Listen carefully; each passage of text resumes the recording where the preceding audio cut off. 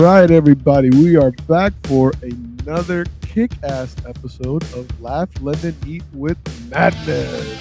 Hello, hello. That's what we should do it from now on. Laugh, London, Eat with Madness. With madness instead of eating madness. By the way, ever since John has been here, I've been doing the Donald Trump thing more and more, like, with madness. That's John DeMonico's. That's his fault, not my fault. Ever since I've too much watching. So, Madness, no headphones. No headphones. I look different. You do. I can see your hair for once. Look at the little flow. You did your hair for me. I did. I did a little gel thing for it. I was like, okay, if I'm gonna do no headphones, I gotta look pretty. Laugh, London, Eat pretty. Yeah, that could be another show. So I gotta ask you, man. I mean, the Federal Reserve is at it again. They did it. Bang! They did the damn thing. I feel like we literally record these episodes the day after each rate hike, which do you think honestly we have to keep it going at this point. Do you think I planned that? I don't really plan that. I think you do, because I think you know it's gonna rile up some feelings and emotions and good discussions, which I think we have a lot of good discussions today. I don't want to rile up emotions after the Fed. I mean, I guess if the Fed had reduced the rate, your emotions might be higher. It would be like a little icing on the cake. Yeah. But I understand what they're doing, right? At the end of the day, we understand. What are they doing? They are trying to combat inflation. Inflation. If you haven't heard that word enough this week, here it is again. So they're combating inflation by raising the rate. So they say. And they've been pretty unsuccessful thus far. Because why? I think a number of reasons. I think, in my opinion, and this is something that I've had a lot of conversations with a lot of different realtors this week, because I think the thing right now is this whole mentality, your mindset, your attitude towards what's happening right now.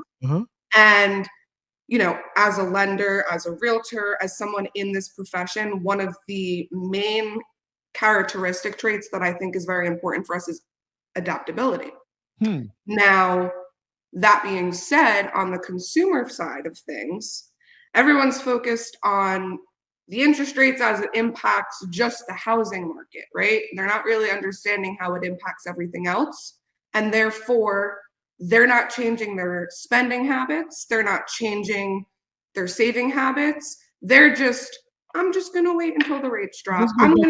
This goes back to something you were talking about previously. Like nobody's really changing their behavior because of what the Federal Reserve is doing. We just want to point fingers and blame whoever we can for our own shortfalls or shortcomings. Wow.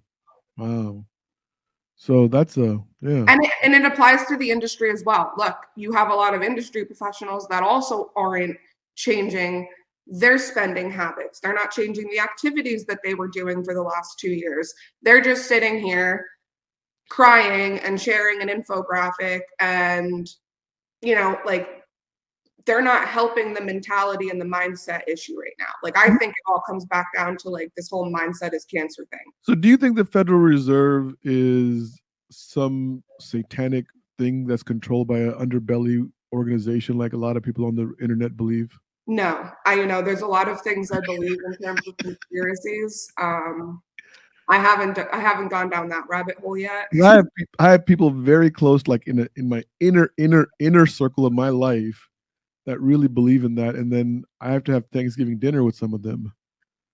And I'm not going to name my brother's name, but he knows who he is. and he literally will talk to me about the Federal Reserve and how there's something wrong with them. They're not really a government agency, but yet they control our money.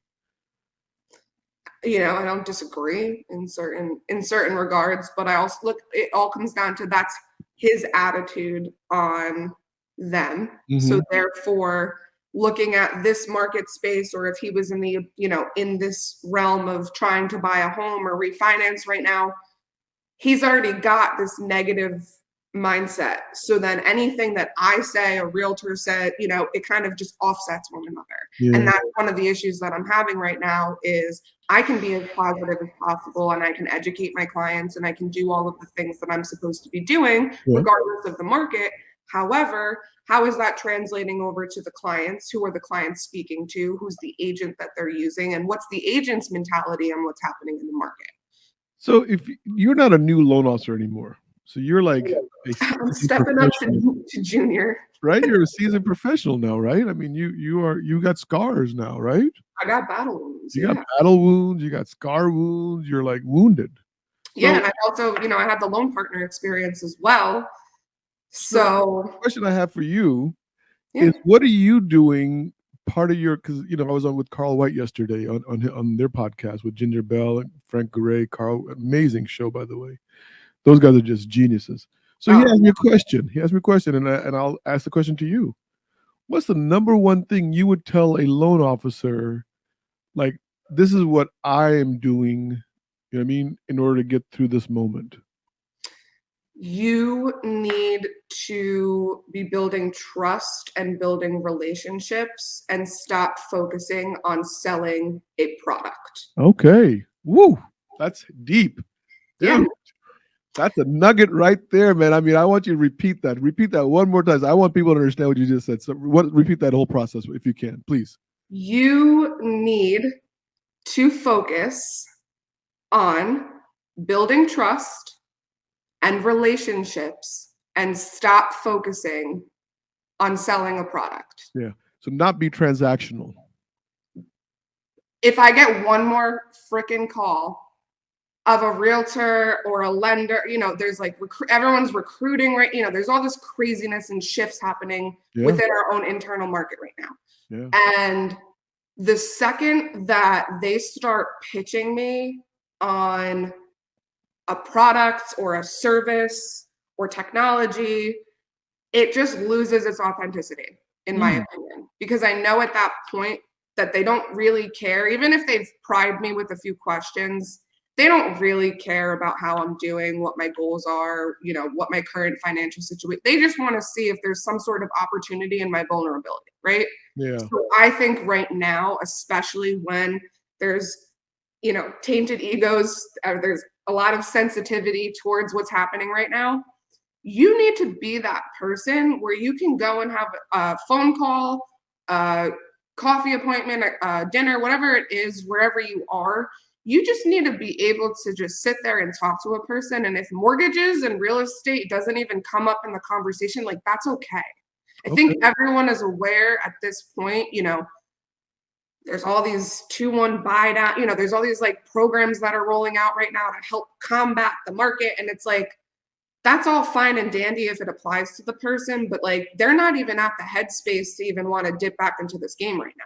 Do you think that, so the 2-1 buy down, by the way, I have my own opinion on that because it's not new, okay? No, it's not. Time out, guys. It was around, I always say this when I did Fred Flintstone's refinance, it was there. Yes. You know what I mean? So the only difference is they're now saying that the sellers or builders or whatever has to be the one that funds a 2-1 buy down. Mm-hmm. So in my opinion, the 2-1 buy down is a great instrument. Great. For the right client. But back in the day, here was a cool thing, right? We used to qualify on the first year payment. Yeah, and that's not the case right now. That's not the case. So it's like it doesn't really it doesn't do anything. It doesn't do anything. At 7.5. Doesn't yes, okay, fine. They get a great payment if they can qualify. But the other part of that 2-1 buy down that I don't think people are really talking about is you still gotta qualify. No, forget the qualifying thing. All the buyer is doing is having someone prepay their mortgage payment, a portion of it. Because if you refinance in the 24-month process, people may not know this yet. You get that money, it's held in escrow. You get it back as the buyer. So I did the 2-1 buy down on my first house that I bought, right? I had no idea. I just did it because I qualified at the lower rate. And then when I refinanced, I got the payoff was lower because they applied the escrow payment to the balance. And then I realized all we were really doing was prepaying our mortgage payments ahead of time. Yeah. I was like, hold on, then why didn't somebody just use 2 and 5H to get a lower rate? or whatever the cost is. You know what I mean? But I mean, look, I think it's a great product, but is it a fix all? Well, so this is my thing is like you're saying, this has always been around. And then all of a sudden, it's like you go on freaking Instagram and Facebook, two Right. one buy down, two one buy down, and it's like, is that the best you have to offer me right now? Like that's been available. And I'm Yeah. not, again, like we're not knocking it. It I is, am. I'm knocking it. you can knock it. I'm I'm not knocking knocking it. it. I I'm think that knocking there it. I'm gonna is a knock it loan. right off his head. I don't like it. Well, I like it for specific situations. Right. However, if everyone is going around promoting this as the end all be all best thing that applies to every single person, Yeah. like that's where I feel like it's getting like very misled. And from a mortgage perspective, I'll say this is most companies that are offering this product right now, there's an opportunity to co-market with a realtor. So I think that more people are posting about it to show here's the realtors that I'm But working with. here's the Haha, thing. F you. Here's the thing that I think people are missing on what you just said in the beginning.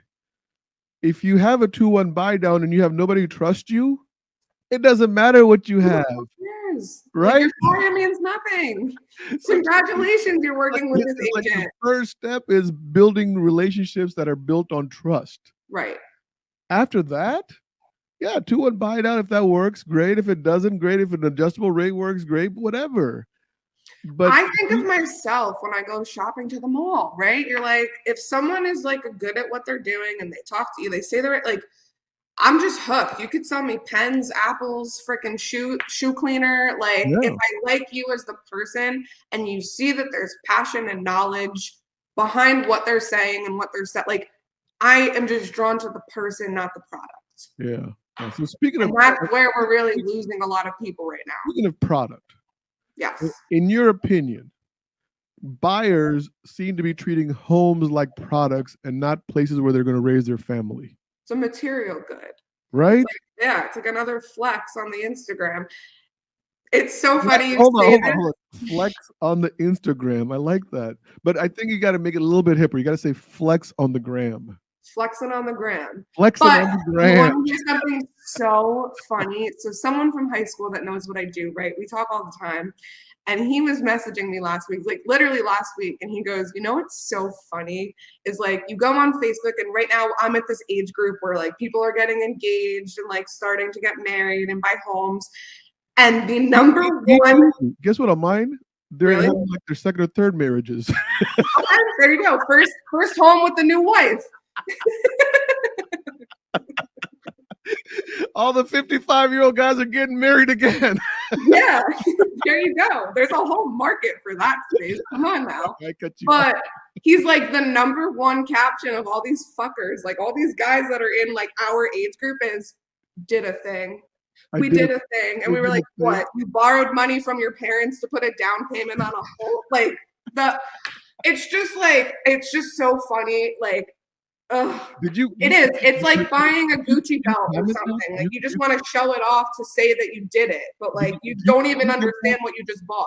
Do you comment like that though on Facebook or Gram or whatever that is? Yeah, girl, you did the damn thing. Do you comment like do you say what'd you do? Borrow money? No. You congratulate them. We want people to borrow money. My job is people borrowing money. You don't want to shit on them for borrowing money. If everyone didn't need to borrow money, I wouldn't have a job. So a house should be treated as a house, not as an investment. You right or wrong? Your primary residence, at least. Your primary residence. Well, I think the word investment's wrong. I think we're talking more so like people are treating it as a material good, like a possession, not an investment. I mean, look, as long as I can remember, people have said, "Hey, Fab, guess what? I bought this house for $330 and it's worth $380 today." Right? And I'm like, okay, but if you don't sell it, it's worth zero. Yeah. So sell the house and tell me it's worth $380 or shut the fuck up.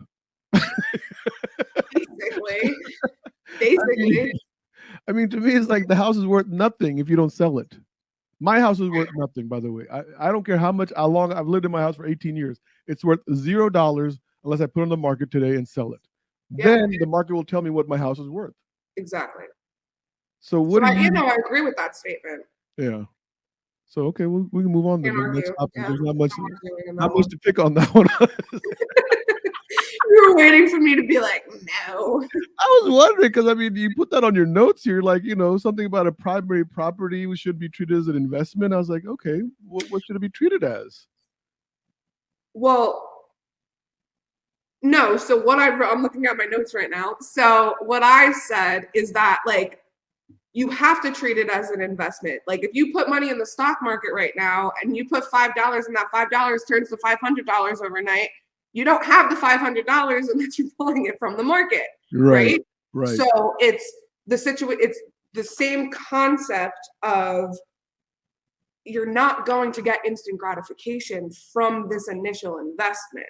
Or people that think that they're now sitting on, you've seen that meme where it's like the guy laying in the pile of cash.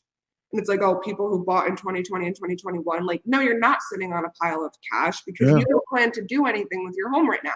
You're not going to refinance it and you're not going to sell it. So you're just sitting in comfort.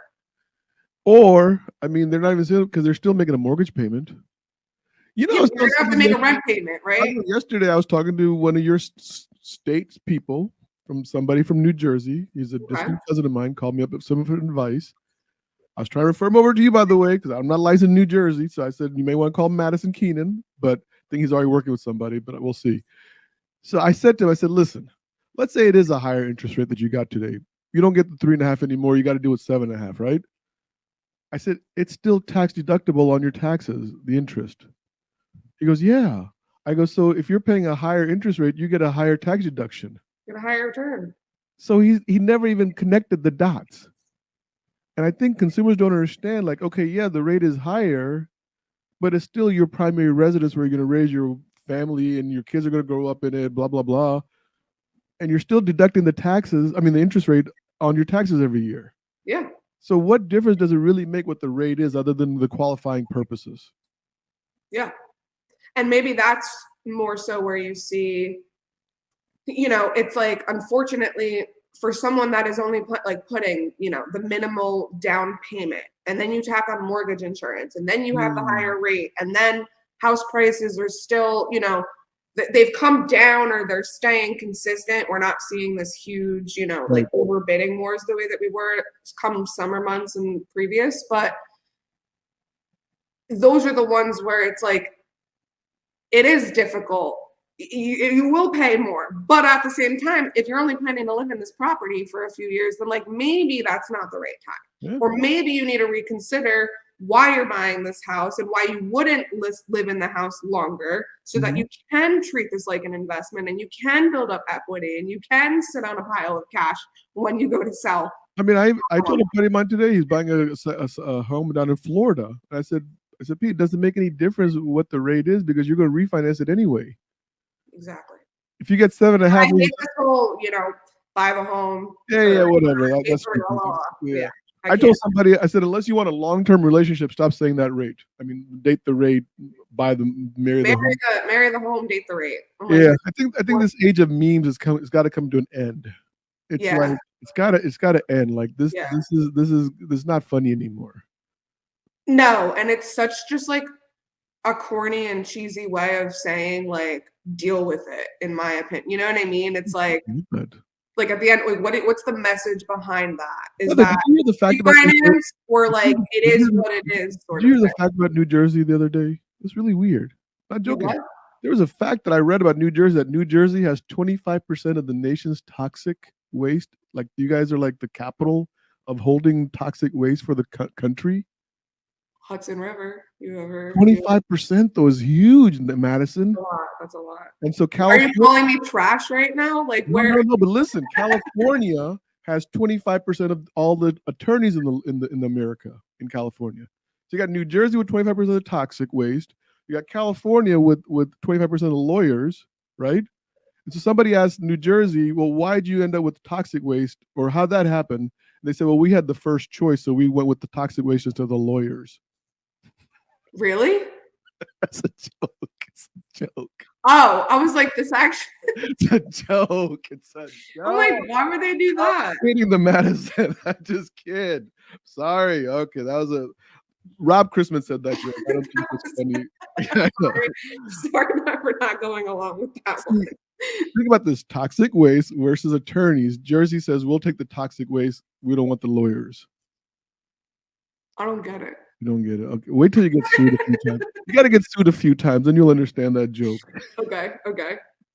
So Yeah, let's just pivot right now. How are you doing in this market, Madison? How's this market, pipeline wise, buyer wise? How is it treating you? So, I mean, pipeline wise, I'm definitely down from where I was, let's say Q2, Q3. But like October, October, I had actually one of my best months to date. So, Nice. Love that. yeah. So it's like weird Dude, to October go from has that. been one of your best dates? Yeah. Wow. So it was That's like, awesome. and it was Florida and New Jersey mix, which was really cool. It was like both of my licenses coming to life. Nice. But at the same time, like then it was like, okay, yeah, you got a taste of this. Now, boom, November and December, let's do Yeah, this. but that's the loan officer life. Yeah, which I am now kind of, as we were saying, maybe I'm not, in this like new loan officer phase. You are I'm seasoned. coming up to being more seasoned. Yeah. And I think I've said this so many times, but it's like I can't focus on what I can't control. And I have to take control of what is going to make me happy, feel my purpose, feel my passion, and at the end of the day, build trust and build relationships. Yeah. And I think the fact that I have focused heavily, and this is something that, I'll attest a lot to Carl White. So I did his 14 modules and within the mortgage marketing animals. And one of the things that he touches on a lot, and he has a whole Facebook group for this and everything, is the coffee appointments, which I've been, New Jersey coffee, the coffee appointment. You guys want coffees? But that has been something that's been so helpful for me as a new loan officer, right? Because at the end of the day, I've done well for myself, but I don't want to just start taking all of my big commission checks and dumping it back into my business without having some sort of strategy. So I'd say for myself, as like a low cost way to keep my business afloat, like the coffee appointments have been really helpful because it helps me to build that trust and relationship. You're sober, you're talking to people, in the wee hours of the morning or the afternoon before the craziness of the day really sets in for them. It's like more intimate, in my opinion. So something I want to share with you real quick that I coach on, right? I know Carl's a great coach, and I'm not taking anything away. But something I've been having my guys do is I had them set appointments in their calendar, even if there's no one there to have the appointment with. That way, they have to fill the name in later on. Yeah, like exactly. pre-book, like 10:30 tomorrow morning. I'm at Starbucks. I don't know who's going to be with me, but I'm going to be at Starbucks. You and your book are going to be there. Yeah. And that's really, it's good. So like yesterday I went to dinner with 2 realtors. I met those realtors because I went to Did you pick up the tab? Yes. Why do realtors always expect us to pick up? Why? Please, realtors, tell me why we have to pay for dinner. Why? And they're making more money than us. Why? Please, someone's got to explain this to me today. I've never asked this question publicly. Agreed, but we should put a little question box or like some sort of submission of like, why do realtors expect for all of us Madison, because Madison can't afford this. I can't afford many of those. I'm gonna stick to coffee, but there was, I went to happy hour with an attorney that I've been working with a lot the last year, and I pretty much came to her and was like, "Hey, anyone that Who buys you lunch? The guys in my office." No. Those guys. Who like in the industry? No, I have realtors. I have a lot of people. It goes 50-50. All right, so it goes 50-50. I've never got bought lunch. Now the title company people were always buying me lunch. And the appraisal guys were buying me lunch. And I felt bad about that when I was a full-time LO. Yeah. So I would occasionally buy my realtor lunch, you know what I mean? Or not, so the realtors, give me appraiser. Yeah. But I don't think a realtor's ever bought me lunch. Really? I can't. We'll do split bill. I don't know. It depends on the personality of that. Like Christina, Christina, New Jersey, Christina, she buys me lunch all the time. She's great.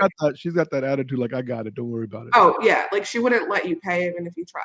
And then there's other people that are all like, oh, let me just like look at my fucking hands when the they get those. All right, now I understand why you wanted to come to this appointment with me. Great. They're called the alligator arms. Yeah. Also, their arms shrink; they can't reach the bill. Right. But But I met we're just pummeling realtors over lunch now. Sorry, no realtor's ever going to call you again. we're gonna be like, oh, so this is what she's gonna expect. I did have one really weird realtor, by the way. I got to tell you my one weird realtor Yes, story. tell me. Right? So my first year, and I took this realtor out to lunch. It was this really fancy Chinese restaurant here in DC where all the politicians go. So it's hard to get a table, but I got a table. We were eating lunch. We finished lunch, and he's like, "Oh, I'm going to take some of this home." I'm like, okay, yeah, whatever. You know what I mean? Go for it. And he's like, "Are you going to finish yours? You taking yours?" I go, "No." So he grabbed my plate. Um, Yeah, and oh he's going to go home and take it to his wife because it was such a fancy Chinese restaurant that he wanted to share the food. I was like probably rice fell out of my mouth on that no, plate, right? Like, but I no. couldn't say anything. Like, yeah, take it. What Like, you yeah, buddy, go for it. I always have a weird story with your great stories. Right? You have the great stories. I got the weird And then it like you're like, my memory is coming back.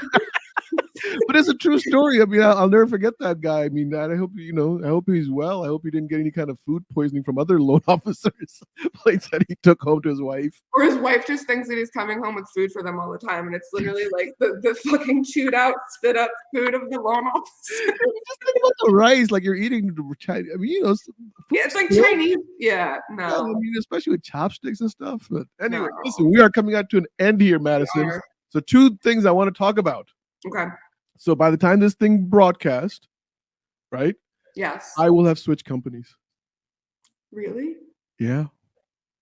Really? Love First Option. They're great people there. I'm going to miss them a lot. But I was given an opportunity of a lifetime. I couldn't pass it up. Where are you going? What the heck? You didn't tell me that this was I like know. an I wanted to see your reaction.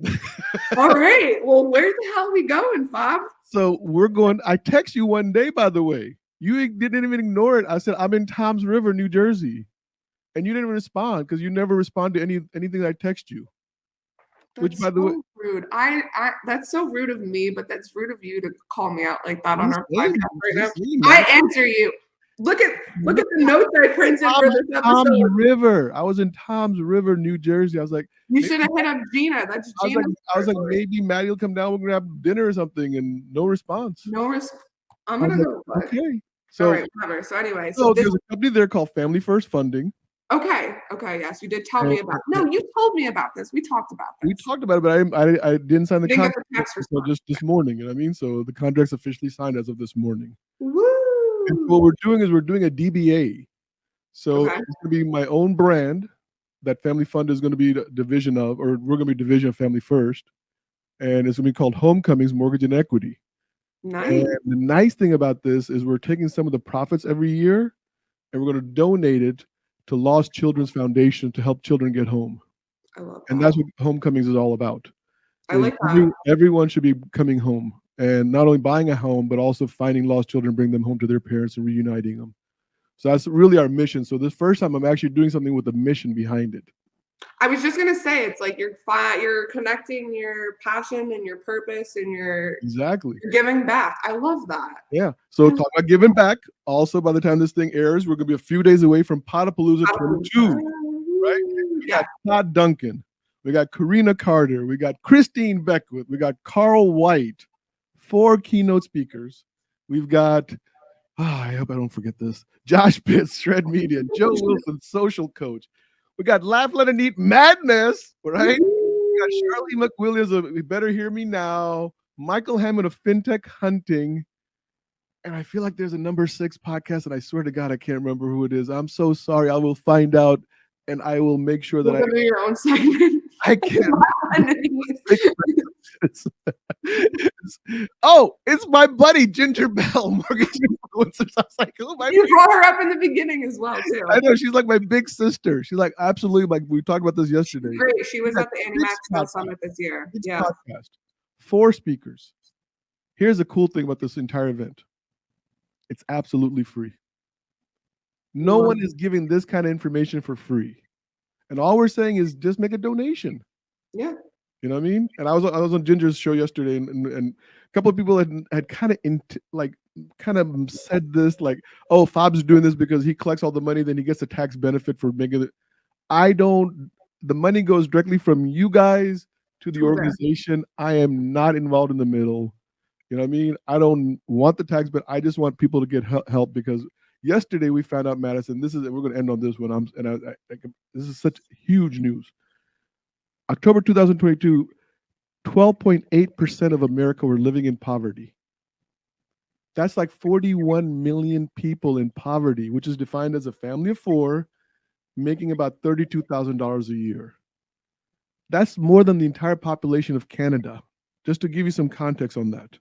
Holy shit. You're right. And so these people are struggling. So that's 32,000 a year gross, which is about $2,800 gross before taxes. And that's who some others might eat really targets. And that's who they're helping. So it's not about providing. I mean, look, I'm not going to ever badmouth somebody giving a free sandwich to somebody. That's great. But to try to end the cycle of poverty, you know what I mean? If we can help one family get out of that cycle with what we're doing on Podapalooza, I'll be eternally grateful to everybody. Me too. I love it. That's what this is. Lots of big things coming. A lot of big things. Lots. Man. I'm proud of you, Fob. We're doing it, man. We are rocking this thing out. And we're gonna get back to what Carl White said to me in 2019, Madison, which I brought up yesterday to him.